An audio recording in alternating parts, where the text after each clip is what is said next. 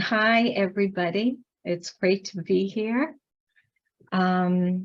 So I'm finding that what's been happening for me is when I entertain thoughts, when there are any expressions, actions that don't have love in them somehow, things don't go very well. Certainly not as well as I know they can.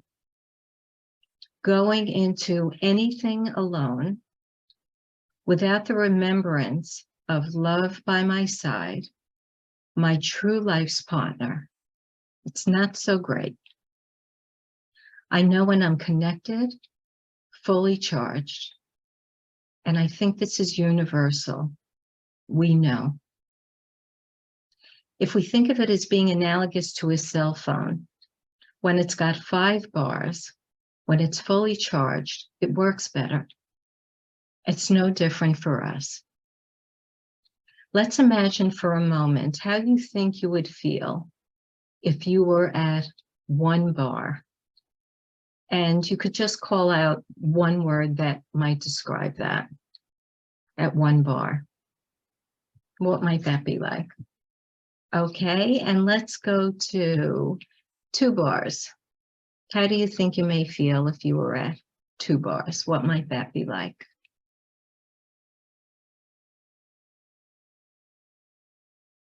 Two bars, what might that be like? Depressed. Okay. Plugging along but sluggish. Okay, got it. Thank you. Thank you. How about 3 bars? Where do you think you may be at if you were at 3 bars? 3 out of 5.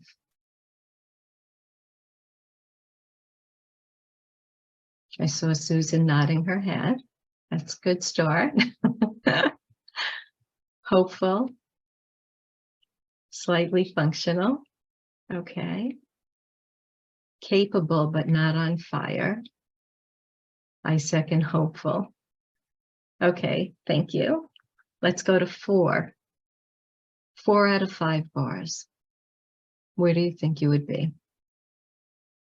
We have optimistic, feeling good, ready, excited but not 100%, feeling more charged.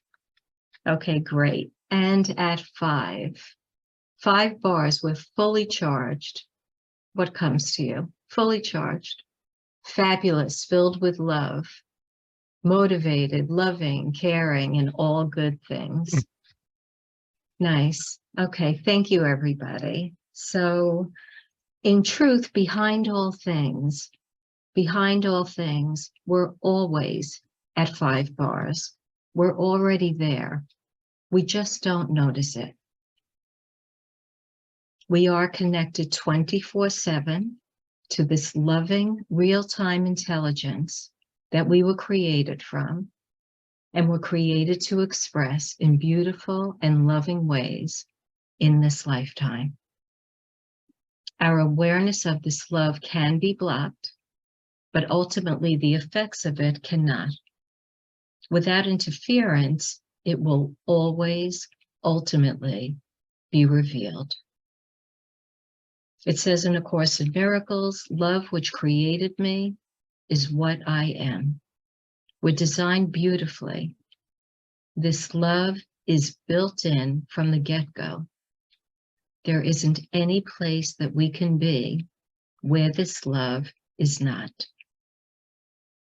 It says in the Course, there is no love but God's.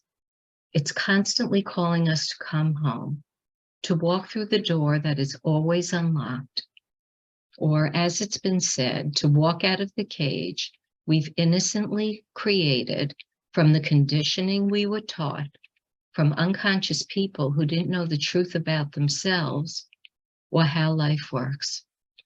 But the door to the cage is wide open. I like to think of it as this: love's arms are always, always wide open. Fear would have us think love isn't enough, but there isn't anything that's too big for this love. Why would we think the loving, creative intelligence of the universe couldn't help us with anything at all. Nothing is unwelcome in the eyes of this love. We are being asked to choose love in every situation as we can. And when one of my mentors asked her mentor, Tom, how can you see so much and be so helpful with your clarity with people? He said simply, I have learned over the years to take my judgments off them and just love them. The more light and love we let in, the easier it is to see. Love is the only thing that's real. I know this is true because a few years after my sister passed, she came to me in a visitation. I found myself in my dining room, and there she was on the other side of the table, clear as could be. We looked the way we always had with that dark hair and our t-shirts. When I see her now, she's always in her 40s. I felt a nudge behind me. I walked towards her, and we hugged. I absolutely felt her. And she said to me in what seemed to be without words, she said, Rand, all this stuff here, all the drama is not it. Only love is real. She didn't know this when she was informed, but I know she knows it now, and so do I. It was an extraordinary gift. It's above us, beside us. It's the truth and depth of our being. So I'd like us to do a little exercise together. At this point, if you'd like, you can close your eyes or maybe a little further in. But if we think about a river, I'd like you to please think about a river and how on the surface it can be very choppy. Metaphorically, we can say there may be a lot of confusion, fear, turmoil of some sort. And we're conditioned to focus on the surface, on the choppiness, to do things like try to figure it out and place meaning on everything. But if we drop down more into the river, there's a flow that isn't disturbed by the choppy waters. Sometimes if we start our day in some quiet, in nice or beautiful feelings, it's easier to find ourselves in the flow that is simply and lovingly moving us from one thing to the next. We always do better when we move from there. If we go down further, there's more of a stillness, more silence, a deeper dimension, the universal I, the universal being, universal love. So if you haven't closed your eyes already, if you'd like to now, I'd like you to please think briefly about something you've been struggling with, anything at all, a relationship, a situation, anything at all that comes to you, any kind of choppiness or unsettledness, and feel whatever it is that you're feeling. Allow yourself to sit with it. And we'll do this just for about a minute.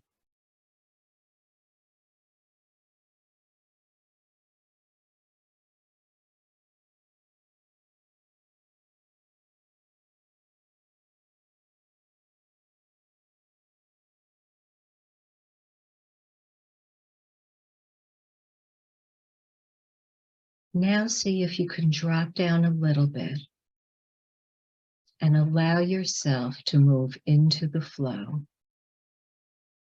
No need to keep thinking about whatever it was that was bothering you. Just allow yourself to experience what that might be like when you're in the flow, to feel what you're feeling. And again, we'll just do that for a little bit.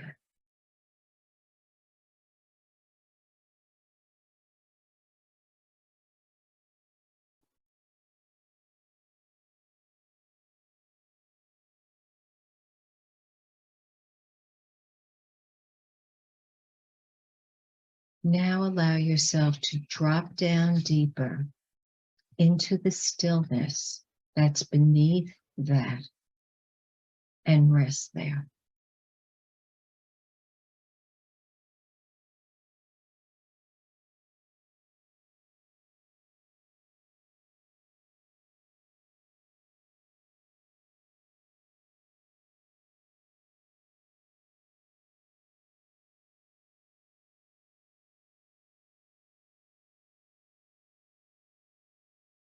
When you're ready, if you'd like, take a deep breath.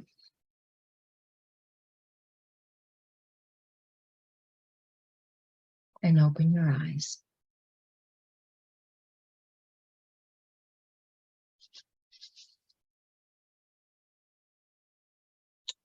Did you feel, see, experience anything at all? And we'll take one person from in the room, if somebody from in the room would like to speak, and one person online.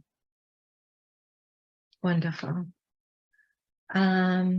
Okay, so you see, if we allow ourselves to feel our feelings, if we aren't afraid to do that, if we know it's safe to feel our feelings and drop into a place of flow, quiet, calm, where love is always waiting patiently for us, those sensations, those uncomfortable feelings will pass, leaving us more in a state of calm.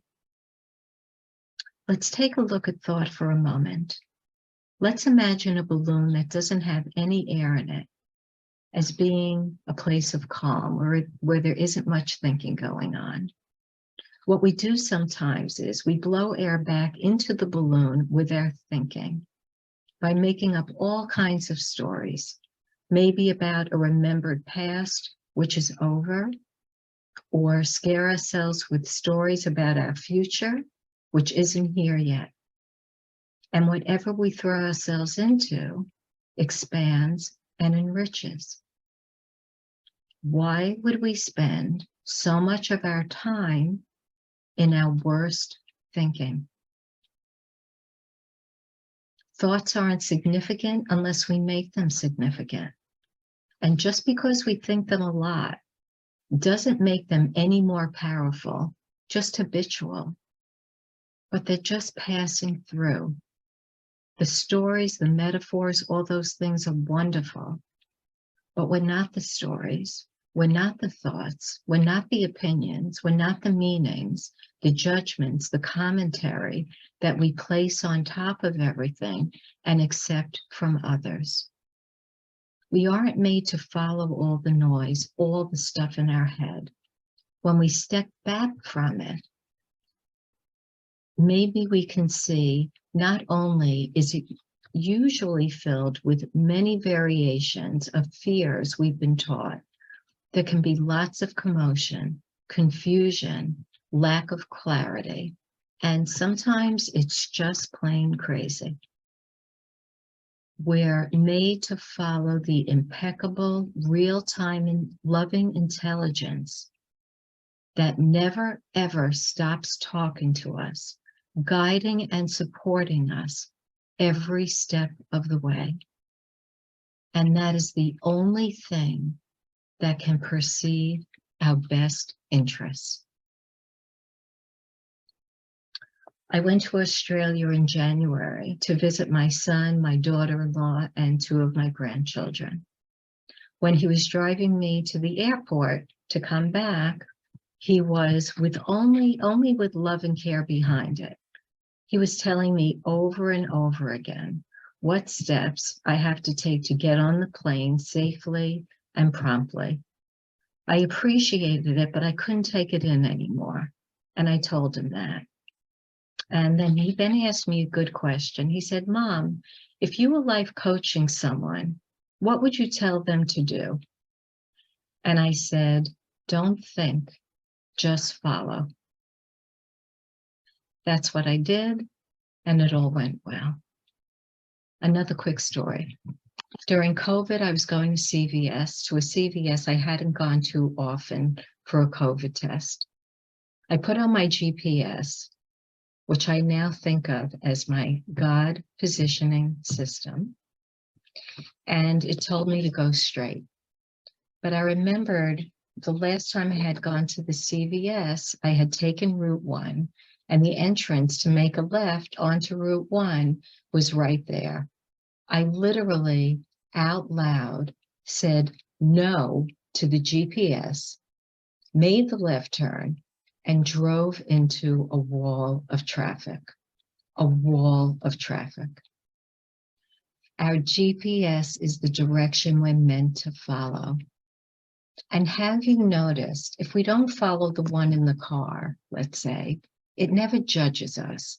It never says, fool, why didn't you listen?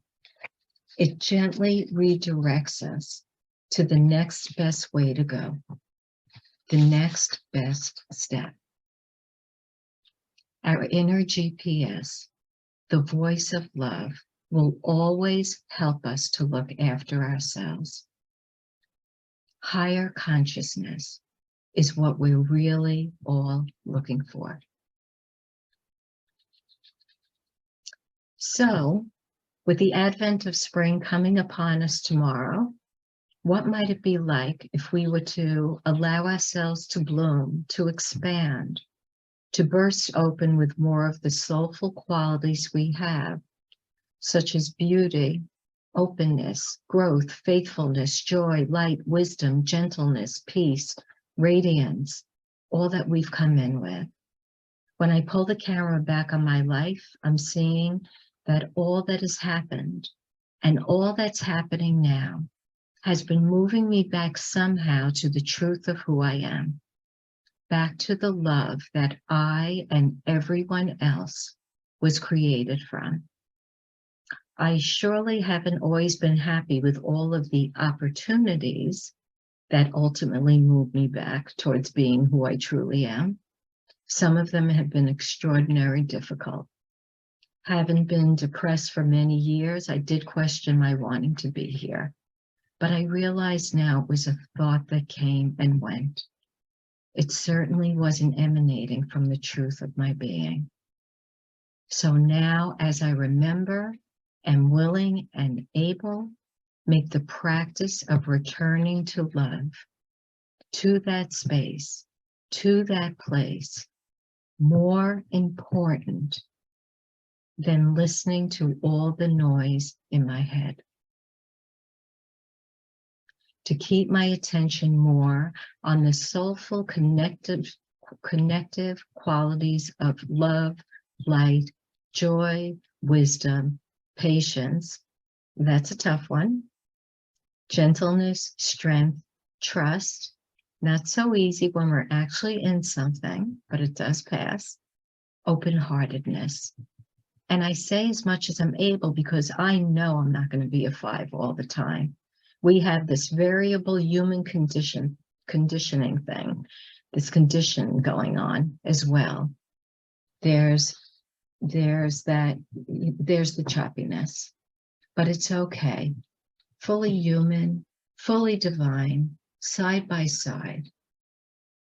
But that divine part, that unchanging, ever available, ever loving, ever supportive, constant presence, never goes anywhere, and is who we have always been, are now, and will always be. It seems like this has been life's plan all along, to bring us back to our beautiful, loving, compassionate, joyful, true selves. Spring tomorrow.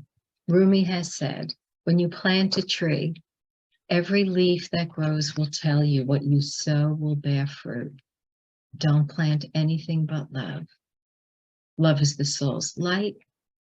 To love is to reach God. The love that we're looking for is always looking for us. Such good news. And I'd like to leave you with a short poem. It's called Love is the Healer. Love heals all wounds. Find it deep in your soul. Love is the answer. In love, you are whole.